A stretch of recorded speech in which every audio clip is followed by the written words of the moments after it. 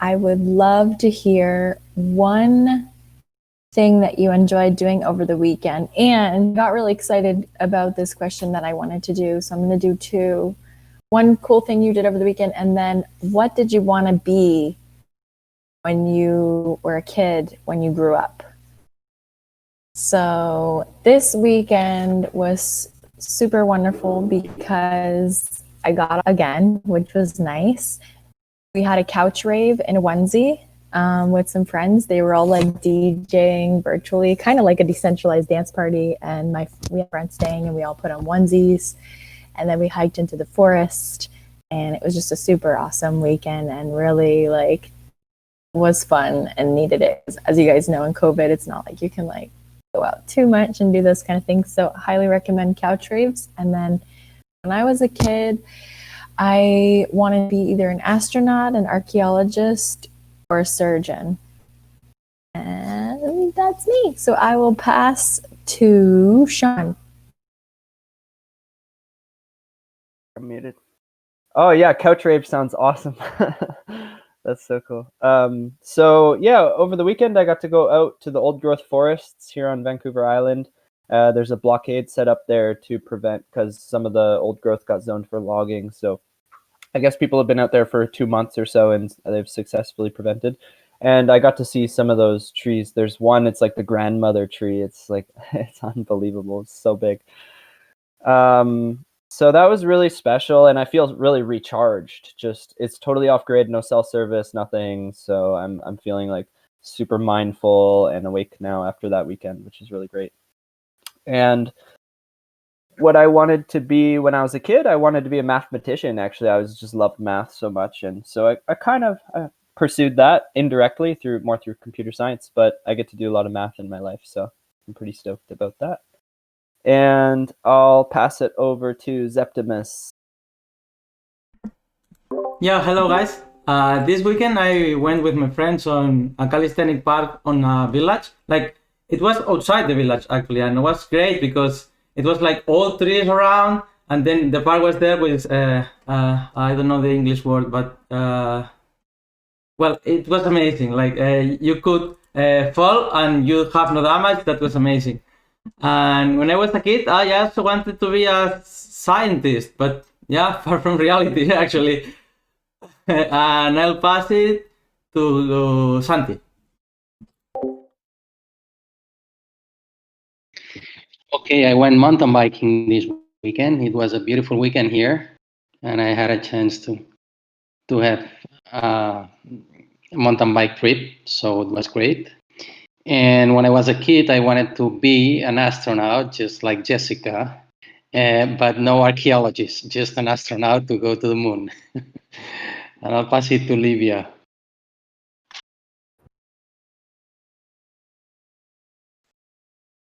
The most fun thing I did was I went to this ball. It was not, it doesn't sound so COVID friendly, but everyone was wearing masks and there was not many people in a big space. But it's this ball that happens every Sunday that all of those old couples that dance salsa for their whole life, salsa and cumbia, were there, and they dress up and they are so fly, and it was really beautiful to see all the moves and see this very like cultural experience. And what I wanted to be when I was a kid,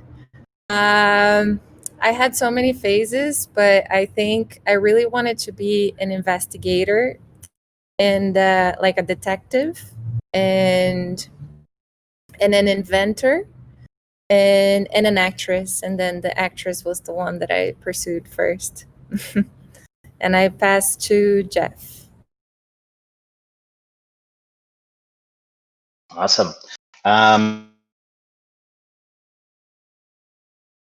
This weekend, I was really excited to get through another chapter of The Value of Everything. Really great book by Mariana Mazzucato, if anyone is not familiar.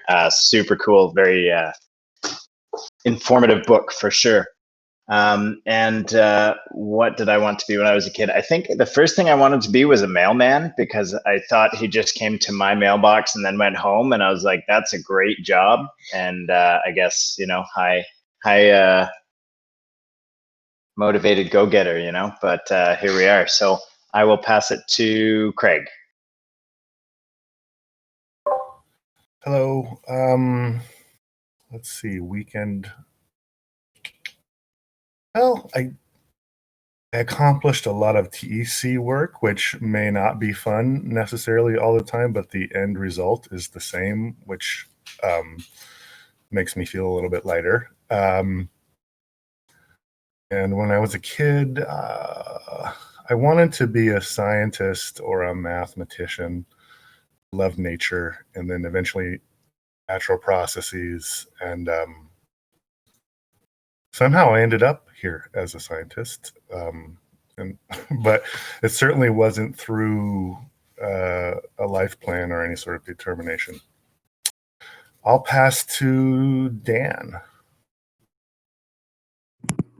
Oh, can you hear me? I always had trouble with somebody notes. Okay, awesome. Randomly, I wanted to be an archaeologist as well. Slash paleontologist or something like that. Ended up in the arts when I was a kid for a while. And during the weekend, I don't know, I had somebody come over and fix my refrigerator, which isn't as fun. I might watch. Not as fun, but needed.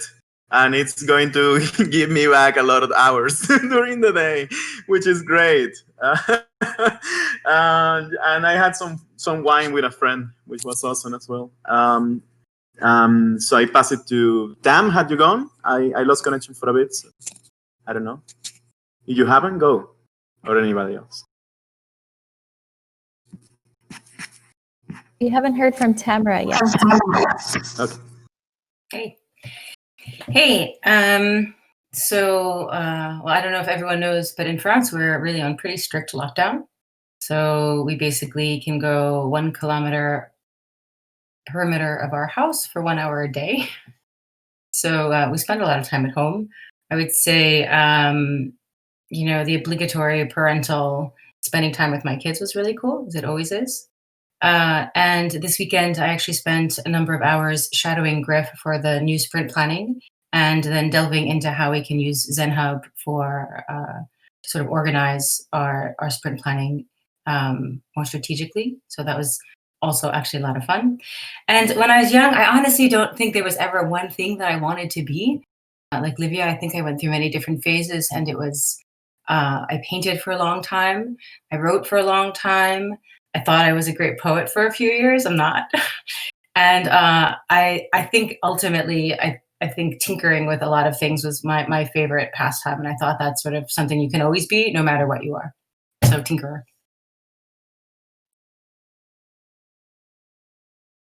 And I think the last person is Andrew.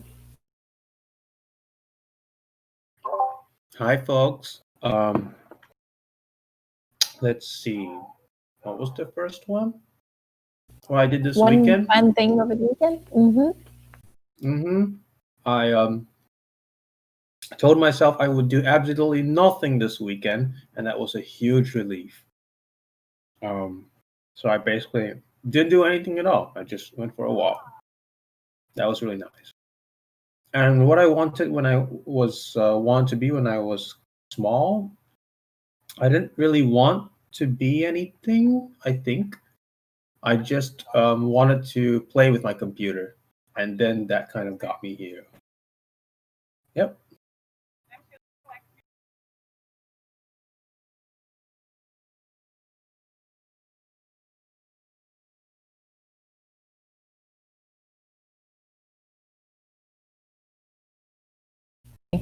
Thank you, everybody, for sharing. That was really fun. I always love hearing answers to these questions, and I love too how different everybody's answers are. And Tamara will be reading some poetry, Praise Giving, on the 26th. I'm going to be sending around the sign-up sheet this week. So if anybody has any hidden talents, impressions, wants to sing a song in Espanol, I would love that, or any other language, Portuguese. So yeah, I guess we'll jump in today. I'm hoping for a little help to guide this meeting, but there are a few small things just to go over really quick before we jump into more work to hack on the kind of story canvas and also the journey to the hatch. This is a joint comms onboarding meeting today, but I'm just going to share my screen because a couple of things I would love to have your feedback on. Let me know if you can see my screen.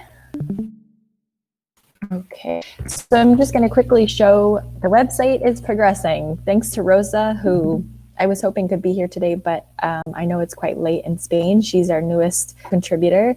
She started hacking on the website. She has a background with like WordPress, SEO, and she's just a lovely, lovely person. Thanks, Santi, again for bringing her. So she kind of hacked on this, and Marco is going to take this and run with it. You can see here, so things are happening on that front. And then the main thing, other thing I wanted to show, this guy, yes, okay, there's two things. Oops, there we go. Okay, Marco put this, did a new template for our slide banner. I just hacked together the first, which was probably why I think it wasn't even technically like the right branding color, but this is the template he made. So I just want to, if I can, for 1 minute, get some feedback on what you guys think of this. I love the design. It looks super rad. I just thought it looks a little bit kind of like not as like warm and fuzzy, or I don't know. What do you guys think? Maybe it's just me. I'm being too picky. Do you like, should we throw pink in there? Like, do you like this, how it is? Should we just run with this? I don't want to spend too long on designs. I think that's cool, but something with the blue boxes, I don't know. But overall, I think it's pretty cool.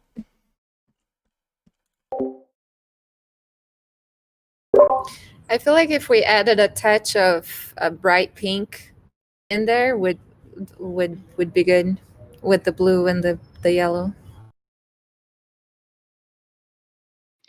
Yeah, I like it too, but it looks kind of serious with such a dark color there. So maybe adding that pink touch that Livia mentioned would make it a little, not nicer, it's nice, but not so serious.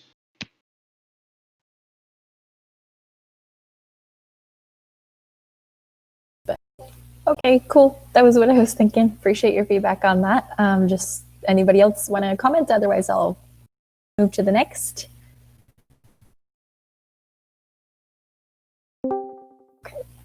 Okay, so the next thing, it's kind of funny. Right now, Sem reached out to me the other day and said, hey, right now our funding TEC pot, and we need to change that. And that's because he was going with like honey pot. So now it just says TEC pot. So we don't have to necessarily do this now because I'd rather focus on the hatch journey. But I guess if you can just tuck this in your mind for what should be called the funding pool, I can like a little document together, or if you guys want to jump in, I put the notes in the TEC comms channel. If you want to just throw some ideas in here, I will make a spot, other names. And then if you just want to jump in, like in the next days, it's not like super urgent, but we just need to come up with a name besides pot. So feel free to just throw it in here if you have any ideas. I often think it's kind of fun. Okay, the next thing on the agenda, I wanted to, Andrew did some fantastic work and took initiative and picked up the ball on. So if you remember, we had this whole Miro board and story canvas that Manu led us through, which was really amazing and had so much incredible feedback. I did not have a chance to go through it, but luckily we have amazing people who are here. So Andrew, I appreciate your work so much, and I just wanted to take a minute to show it off. Do you want to just explain a little bit what you did and what we could need to move this document forward? He basically to take we did on these boards, and I know Andrew had said this left board was going to be before hatch and the right board after, so we can integrate them because I think we could use the before hatch actually when we hack on our onboarding journey exercise, and then I think what is the important work that we could get started on for sure, as well as how we want to be communicating after the hatch, because that goes with our bigger vision. So Andrew, do you want to walk us through this document, what you did and what we would ask people to do to contribute?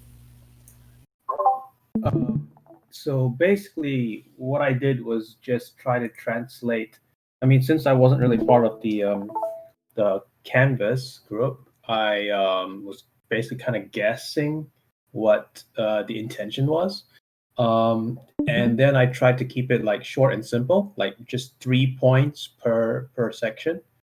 So I just want to know if this is basically what's what you need from me for the document, so that I can apply it again for the canvas on the right. And for the canvas on the right, it would be nice to have someone walk me through like what were your thoughts when you did that.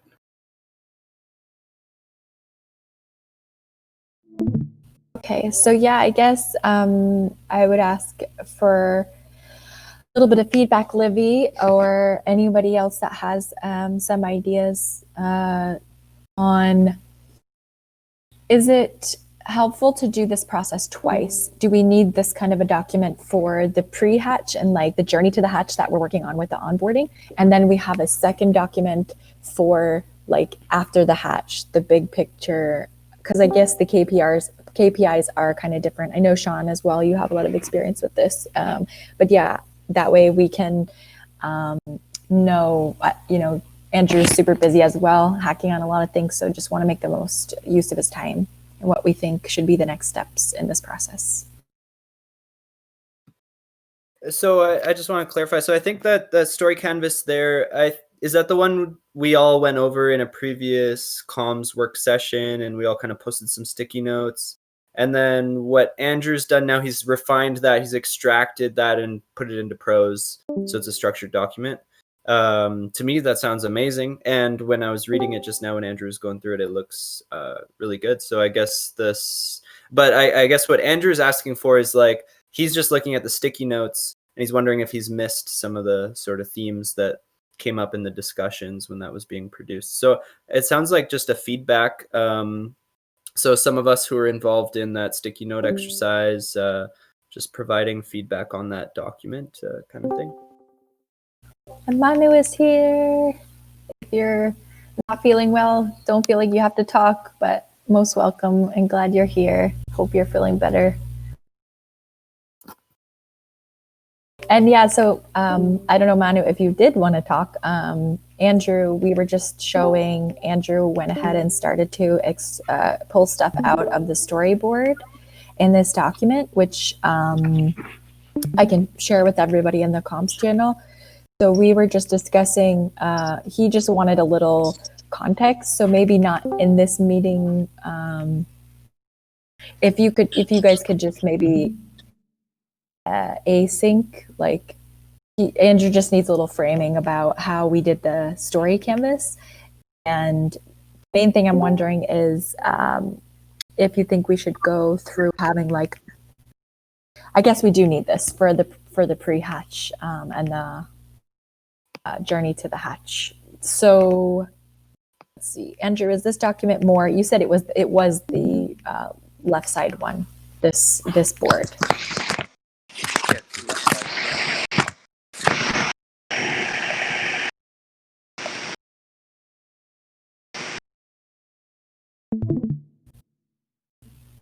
I also have to say that I put together the initial content creation handbook, and I'm just gonna send it to you guys, so like that we can change everything that is not really relevant, but the skeleton is right there. I have it ready, and I will be sending it to Andrew Septimus, who also mentioned that he wants to help with this.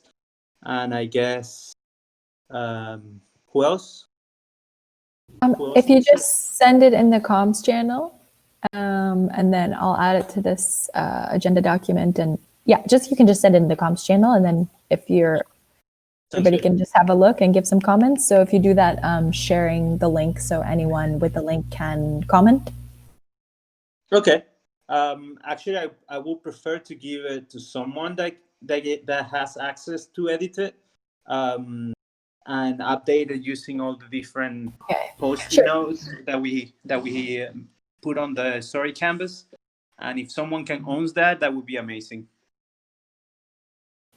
Maybe Septimus or Andrew. Yeah. You can put me and Zep and Andrew as editors, and then I can try. the link for comments.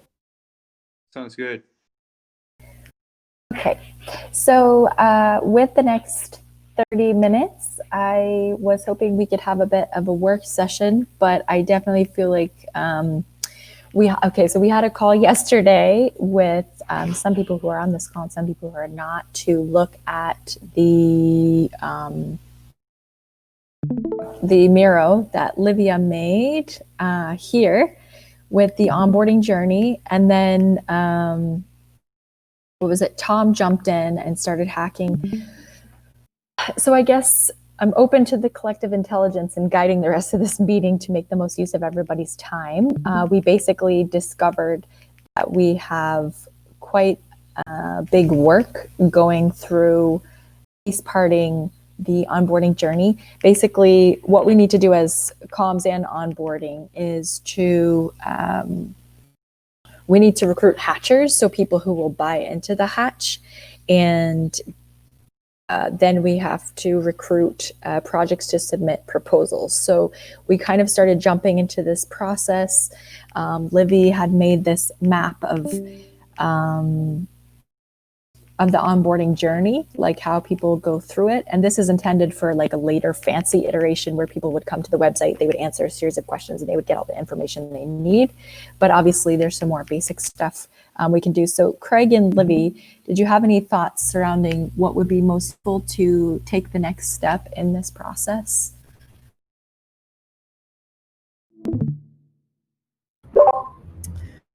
I think it would be very good to use all of this narrative that Andrew put up and use it towards the onboarding, so people have an understanding of what is the TEC in this storytelling type of way. So I don't know how we could do that right now. Maybe we I don't know. Do you guys have thoughts on that? On how to add the narrative to the user journey?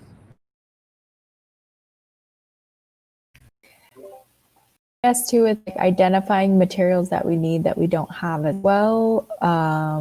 We could also hack on, a content piece surrounding kind of projects we want to fund and what projects we don't fund.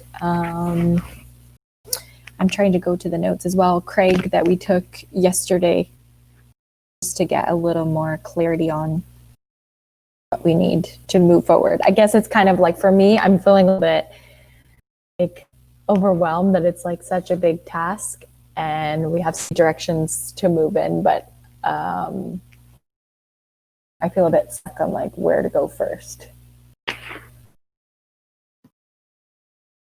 I think that document could be valuable. So content going in that direction where we've mapped out like a canvas and then distilled it towards a narrative, that will really come in handy on the website, because we can start to think about what kind of paths when it comes to communications and onboarding, right? The website is going to be a major face that people get funneled to learn more. And then we can think about the sort of narratives, how they guide through the website. So there might be some pages that link to different pages, or, and my background's not in design, but we can kind of think about, depending on who we imagine, what kind of archetype we imagine landing on our website, they might take these different paths and want to read these different documents or different aspects of the commons.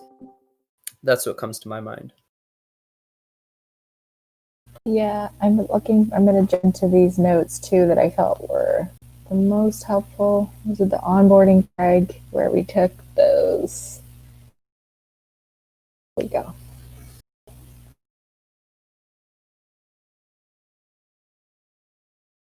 Hey, Griff. Hey guys, I do have an update that I hope to share, but we can. Do you want this time now? Because I'm trying to organize my brain and I am getting into some notes to guide what our work session is going to be. But Okay. if you want to take 5 minutes. Yeah, while I could definitely take 5 minutes. I'm sorry for being late. I had an important sync with Sam, and I think this is, I want to run it by, we haven't made any decisions yet, but I want to run this by you guys because there's a proposition from the tech side, which I think simplifies the legal side as well, Santi, so you should be very excited about it. But I will warn you, it complicates the comm side, the soft gov side, and the onboarding side. So what do you know? You know, there's never, if it was a win-win, we wouldn't have to have this discussion. But here's the proposition. Instead of launching everything together, we would launch a hatch for just the Dandelion DAO. So the idea would be that people would put funds in, and then their funds would there'd still be the hatch tribute, and there'd still be the cultural build tribute. All of that is the same. The hatch is exactly as we always, as we talk about it and as it's evolved. And then the funds would be in 2 pools that would both be governed by the Dandelion DAO. One would be the funding pool and one would be eventually the reserve. But at that moment in time, it is not the reserve. And it would just be another pool of funds that was controlled by the Dandelion DAO. And then there would be another step where the Dandelion DAO has to vote to include the Gardens template. That would be the augmented bonding curve for the reserve pool of funds that's on the side, and they would have to vote to include conviction voting on the other pool. So what this does is on the legal side, wow, does it make it simple? Because it's like, hey everybody, put money in here, you're going to lose money, like guaranteed. That's really easy on the legal side to tell people. When you start telling people, oh hey, you know, put your money in here, and then there's a market and there's a bonding curve and your money's going to be instantly worth more, you know, then you get into some weird category of investments that you don't want to be. So if it starts out as just a donation, wow, so easy. A donation in this pool and then a collective governance pool over here, so easy. On the dev side, it also simplifies things because, you know, they can really focus on getting the hatch ready, and then like while audits and other things are happening on the augmented bonding curve and the conviction voting piece, the stuff that's a little more complicated and may be delayed by code review, that can be delayed. That it's okay if it's delayed. We still actually launch. We have a predictable launch schedule, and things can be better done on the second half. Well, if we have a month hatch, that's another month that they can work on the code base, even though the code is frozen, just integrating bug fixes that are found over time through code review. So, but on the onboarding side, now it's a little more complicated. We have to tell hatchers they're going to put money in, and then, you know, they will eventually vote to move it to a bonding curve. That's not as easy of a sell for hatchers. It's also a little more confusing for proposers because, like, hey, we're going to have this money, but exactly when it gets launched and when it is put in and available to you, we're not really sure. So there's more uncertainty for the onboarding group. And then obviously that translates to comms issues. And the soft gov now has the responsibility of making sure that we all agree to the plan, that that everyone who's coming in, the hatchers coming in, you know, yes, you will need to vote on a proposal that will come out, or, you know, you'll have the option to vote on a proposal that will come out that will do these things, and making sure people understand that and, you know, want to do that on their way in. So anyway, this is a proposal, and I'm curious to hear some feedback on it. Do you want to do that now, or maybe it would be helpful because I even just on hearing it once don't really get it. Maybe we can do like a pros and cons kind of list, like do like a description and a pros and cons. We could hack on it in the steward sync and then open it up to the community for comments, questions, feedback around like that. And then maybe the tech spec meeting next week could be like a group dialogue, or if you need it sooner, we could do it in another venue, or what do you think? No, I think it's. I don't want to hijack the comms call. So, but I will say that I think the path forward for the tech deployment will be to try that path for the release in 2 weeks, where we try to have like the full release. We would just explore that path, and because that's also part of what they want to do. That gives them an extra couple weeks to get the AVC and the conviction voting done. If as long as there's no objections. Okay. So yeah, maybe if we draft this out a bit and put like pros and cons, and then we can find a venue for like dialogue about it. Does that work for you? But it's good to have this, like, to know this first before things start happening. Yeah. Cool. But that's exciting that you might be found a hack, and we'll see if everybody's gonna like buy into that idea to explore it and if that makes sense for everybody. Okay. Yeah. So Auntie's like, I don't know. Maybe if the legal working group is easier.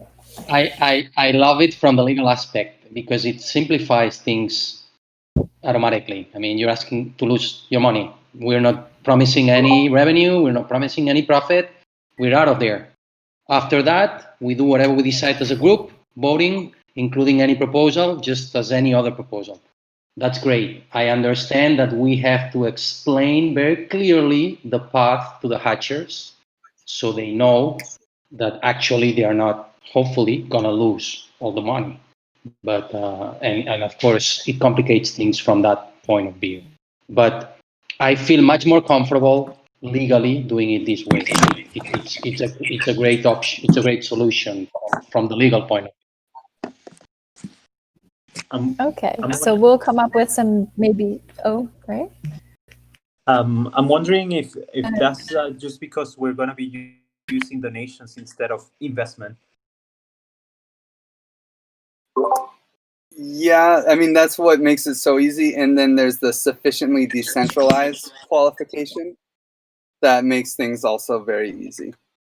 So it's so mostly maybe we'll legal come up with reasons. some documentation. it's also tech reasons because it's really, this came out of the tech working group because by having the staggered deployments, they have more time to work on the complicated pieces. So we could launch sooner. Actually, Okay, maybe we'll just. we could.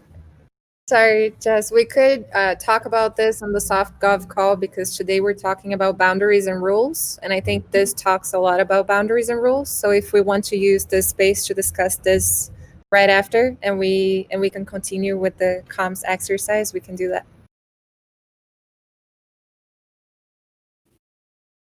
Okay, sounds good. Yeah, this is super important. We don't want to put it off, but okay.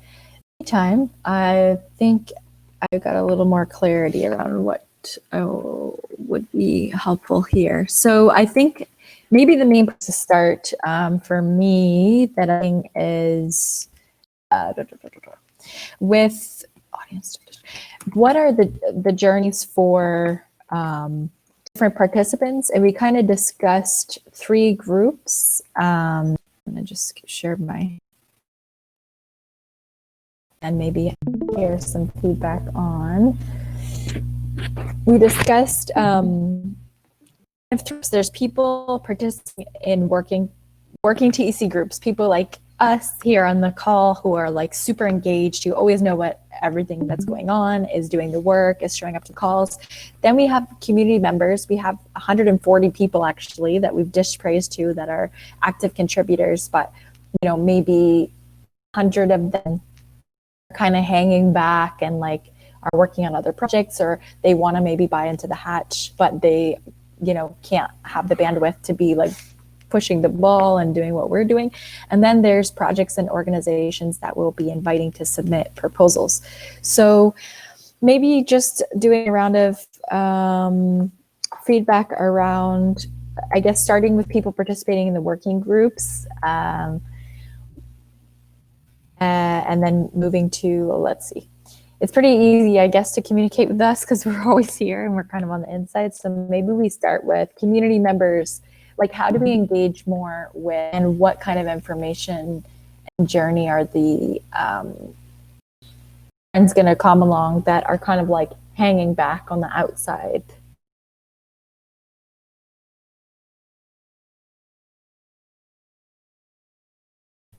I think even projects and organizations are kind of like easy to approach in a way because we can say, hey, come present in our meeting, share your work, and so get money. Like, that's a pretty easy story to tell. I think it's more so like activating our members who are kind of on the sidelines, and then even maybe like some of the Common Stack community as well. Like, what would be like a really engaging way to invite them to the hatch, or like what do you think people are really going to be motivated by to participate?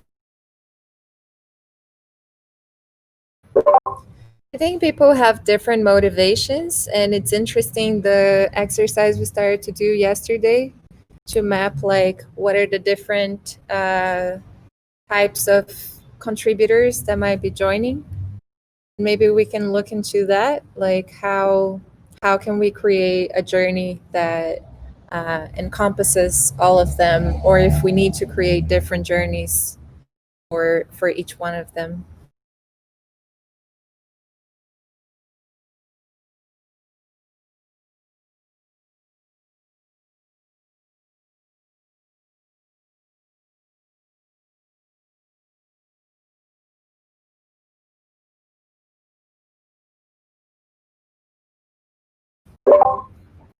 I don't know if you guys can see it. It's in the mural board. It's called User Journey.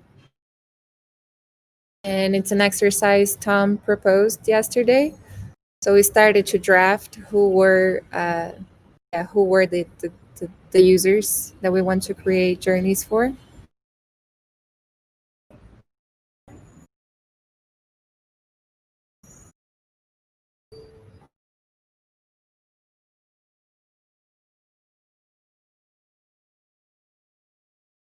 Does anybody has any ideas about how we can merge the narrative Like in maybe here? even what avenue, like we have people, is it email, one-on-ones? Should we be doing like a kind of a more like outbound formalized campaign, or is this really effective to communicate with people? Or like, what if you're in a group like a community or a DAO and you're kind of just hanging back, you don't have much time, you are interested to like buy in maybe to their hatch. Jeff also suggested looking at Prime DAO because they're pretty organized with their like onboarding, whether it's individuals, and very easy to go through process, though it is a little more involved.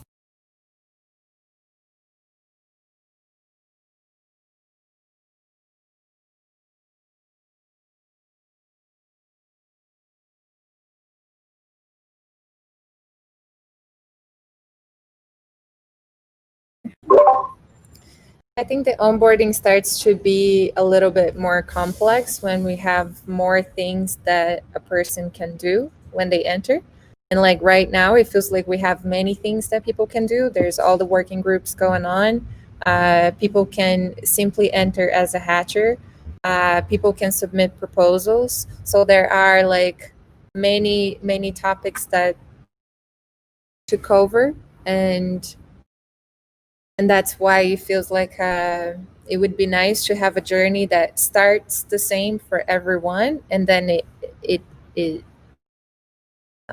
how do you call it, ramifies, like it becomes journeys that people can take from there. But maybe it could be helpful for us to think of this like first step that is the same for everyone, that is understanding what is this, and then from there people can choose the route they identify the most. Yeah, I do feel like the biggest issue is kind of like overwhelmed with information. Like if you're new coming in,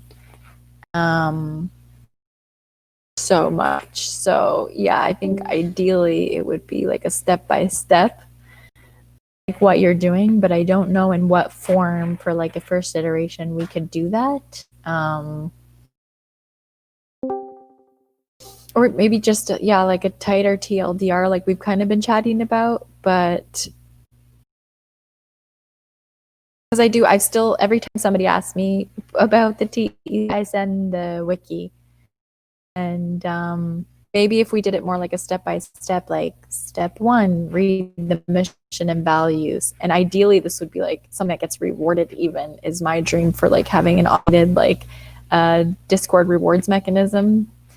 Source cred, that's just like step 1, read the mission and values, and then they click something and then they erase, and then step 2,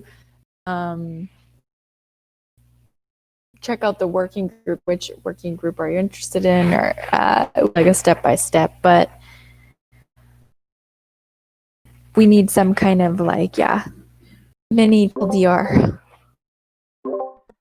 I think related what I believe Humberto was saying on the, I don't remember what call, but like he was talking about gamification. And I think after you get on board, like have some kind of missions, and every mission have some kind of reward, and that's aligned with you were saying, and that incentivizes people because you are doing missions and you're getting rewarded for that. I think that would be fun.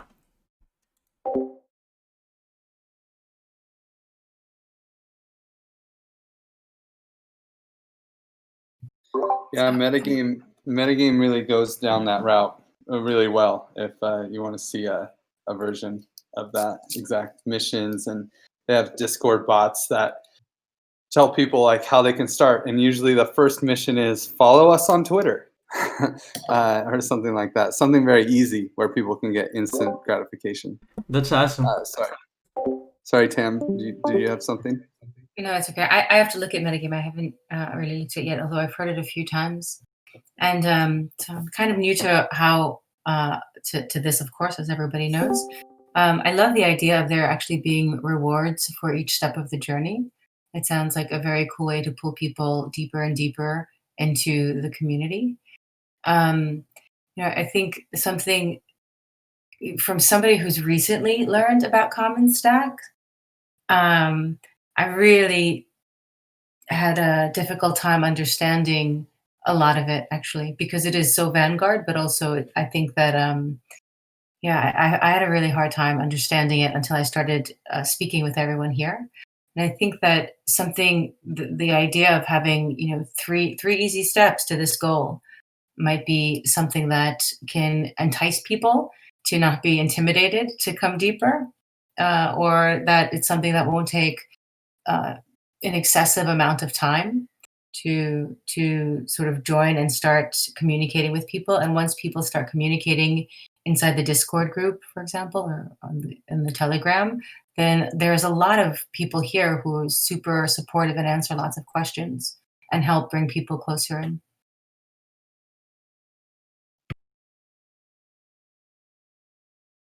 But to wrap that up, I like the idea of like easy steps, like 3 steps to contribute, 3 steps to become a hatcher, or something like that. Some sort of clear and simple path to it.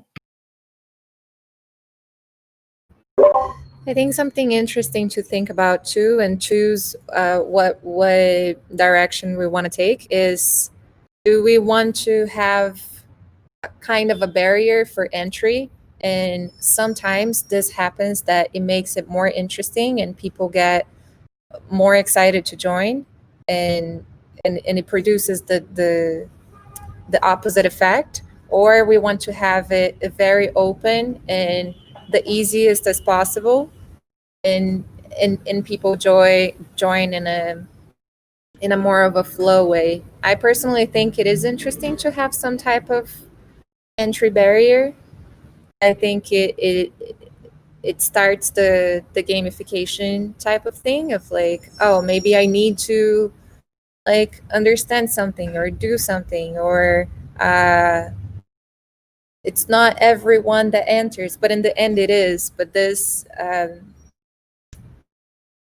just this first step, metagame uses that a little bit. There's like a form that you need to fill, and it feels like it's a process, creates that like, oh, am I going to be accepted? Or like, maybe this is something interesting to think.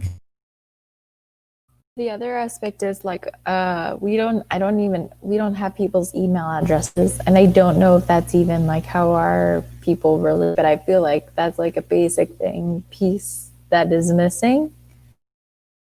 Would have like an outbound campaign and others that's very like manual to have to like contact people on Telegram or Discord.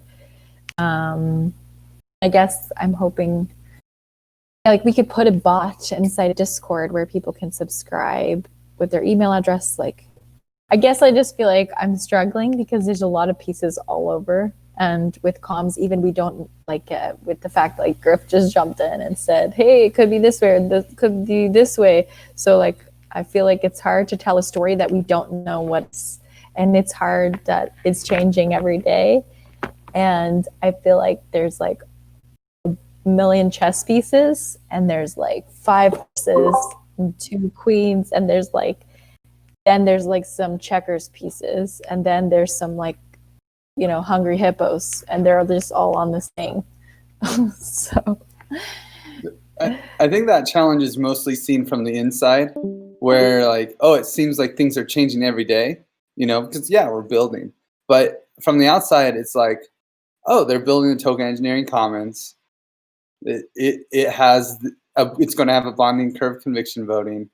It's going to serve public goods, and we can still continue to like champion these ideas that will not change, but being aware of the things that are still in the mix, and saying, okay, we can't talk about we can't tell the hatchers, we can't start onboarding hatchers because we don't have that yet, right? And just making sure that we know the things that are solid and that can be communicated and the things that are still like, oh, legal might have something to say there, or, like there's still like a little bit of magic being worked on.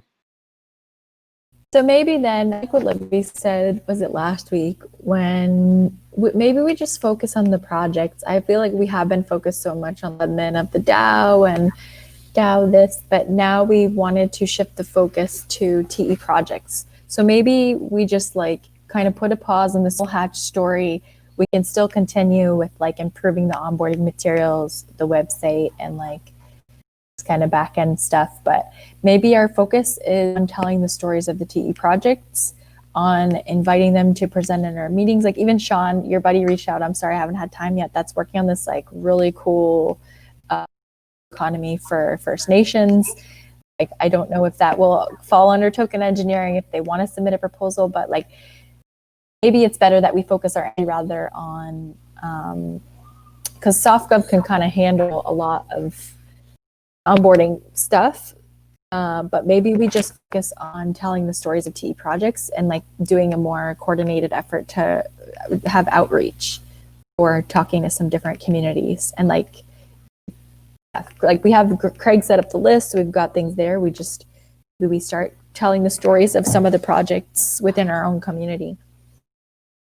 I think outreach would go really far because I'm sure there's probably hundreds of communities that are like prospective DAOs or looking at token launches. There's a lot of eyes, on this technology, on this emerging space, and all of them would benefit from getting access to this community, whether it's joining calls or getting to present their work and get feedback or tighter integration or submitting proposals. I think outreach would go a long ways. So I guess that's starting with that content piece that I meant to start this week of like which kind of projects we want to fund, which we don't. We interviewed stakeholders about this, and we can maybe use that blog as like a call to action and just ask for help from community members to like throw this out in their networks. Like, we want to hear from you. And then we just need some kind of like an intake, like a Google form or something, even, basic to like collect who are they, what's their project, how does it relate to token engineering, and then do they want to present their work in our meeting for the elevator pitch, something like this?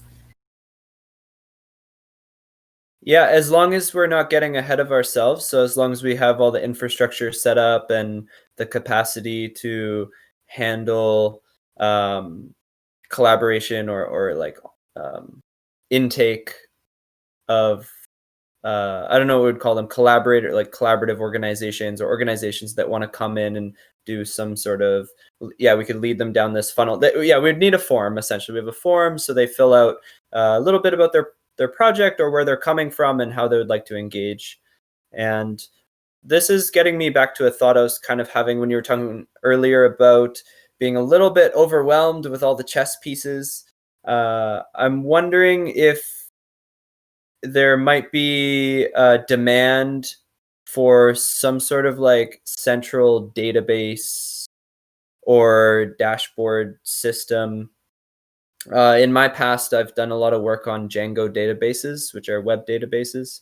So if we wanted to maintain tables like, for example, if we don't have email addresses now, so we could have all of our hatchers with their Telegram, their Discord, and their email addresses, and we could start to move various Google spreadsheets into one integrated database with a web access portal. This is like kind of, maybe I should make a proposal for this. This is a bit of a side tangent, but that's where my mind is going. If there's too much happening all over the place, we might need a piece that's like a central database that we can all check in on.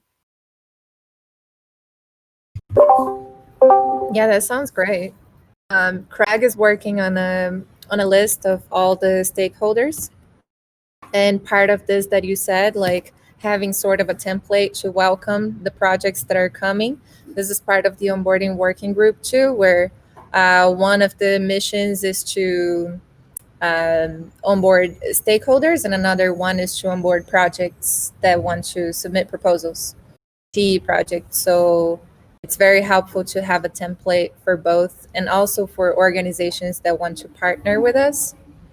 Ruben started to work on that, but yeah, that's really great to have one place with everything. I think that would be helpful. Second. So I'll propose. So I'd like to talk with some kind of technical people who really have understand, databases and what we can do with that. So I'll probably bring this up in the tech spec sync. Yeah, and we have a bunch of different, spreadsheets, things that we're doing. But yeah, I guess it's maybe just comms is kind of melding a bit into like onboarding and softgov. Like maybe the comms is in a bit of I feel like it's in a transition phase right now. And maybe that's why it feels a little bit like, okay, I'm supposed to be leading this group, but I'm a little unclear. Like I obviously have like plenty of work to do, but as far as like meeting time productively, I do feel like disjointed and like what does the next transition look like, and maybe it's we don't meet for a week, or maybe it's this becomes like onboarding, but yeah, I just want to make sure we're using this time together because everybody's so busy to and sometimes it's just like, oh, things get more clear bouncing the ideas around, but even like I feel a little stuck. We need to collect people's email addresses, do you think? If yes, Hey, best way to do that. Can you hear me? Yeah, Dan. Okay. So I just been listening, like very out. Anyway, for example, thinking about gamification models. So one of the things you do, for example, people are going through a leveling system is giving a very low barrier in the levels.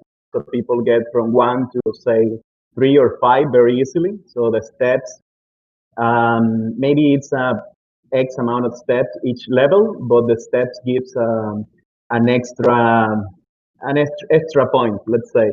So from there, you start like making it more deep, so people can go through that.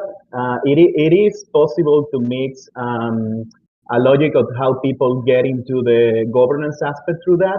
So what there is for that is a model called the SAPS model, and the SAPS model is for basically you give people 4 different things. So you give them a status, which is very cheap to give. I mean, it's just a title. It can be very easy to obtain, and it doesn't necessarily have some power attached to that. Then you can give them access. So you could like create some very small steps, easy to pass through. So they get access to the working groups. So it's not really something difficult. It's somebody can do in a very short amount of time. And from there you go to power, and then you go to swag, which will be something more like something physical, or either it will be an NFT or something like that. It depends, but the design is it's usually done so you have 2 ways of I mean 2 different kinds of players. So you got your casual player that could go through the whole system in, I don't know, 1 month, and you got your 3 months, and you got your hardcore master player that could go through the whole system in like 1 month. So these things are not as hard to design as they sound, and it can actually be could be tested with that form you guys are mentioning. And I don't know. Right now, I'm just listening. I could some links on some things I showed to Griff and Jeff before with some notes. If that is something that could add value, of course. But I'm mostly thinking about these things from the perspective of the common stack, and I'm reminded a lot of that what Dan was mentioning. It's very difficult to navigate. So having these small steps that could help you like think. So maybe you are already in a system. I mean, there was a system, you went through a process, you were learning on your own. But we had to like kind of assess that people are at a certain level. So those kinds of things it's very tricky to shift an incentive system. So that is something that we can, it's tricky. I mean, it's something to take in account very, very seriously in terms of onboarding and people that are in a different part of the process already. But just, I don't know, if this sounds interesting, I can send some links with some ideas and some models. And if it's something that I am already considering for Common Stack, so on my site, so yeah, I'm happy to be available at first. Yeah, that sounds really cool. Would love to see those notes if you want to share in the comms channel. We've reached the top of the hour, and the soft web call is now. So I'll just do a quick wrap. Yeah, thanks for rolling with it. I think we're kind of still unfolding what exactly comms looks like in this next transition. We had a big phase of like setting up platforms, and now we're kind of figuring out what our next phase looks like. So I appreciate hearing all of your feedback and having you here to help me navigate that. I really appreciate the support. And I will send out some notes in the comms channel. And anybody else have any last thoughts? Otherwise, we can jump to SoftGov, and I'll share some more links for feedback, Andrew's document, and chat with you, Andrew, about how to move forward if you had to jump. And yeah, share this Miro again in case people want to participate in working on this onboarding hatch journey.